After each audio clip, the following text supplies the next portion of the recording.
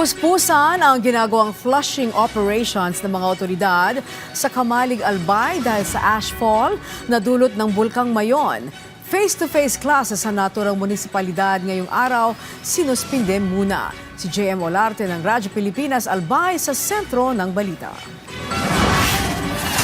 Sa time-lapse footage na yan na Fivox kagabi, naitala ang lava effusion at minor strombolian activity sa Bulkang Mayon. Ito na rin ang ika-43 sunod na araw na nagkaroon ng effusive eruption ang Mayon na nagdudulot ng pag-agos ng lava, pyroclastic density currents o uson at pagguho ng mga bato. Ang pag-alburuto na yan ng bulkan patuloy nakakaepekto sa ilang lugar sa Albay gaya sa Kamalig. Muli kasi itong nabalot ng ashfall kagabi kaya bakas ang abo sa mga sasakyan at kalsada kaninang umaga. Kaya naman ang lokal na pamahalaan ng Kamalig agad nagsagawa ng flushing operations sa tulong ng Bureau of Fire Protection para sa kaligtasan ng mga residente rito. As directed by Mayor, conducted by the BFP under the lead of Fire Marshal Warren Orindain, as early as 6 a.m. nag-flushing operations na po.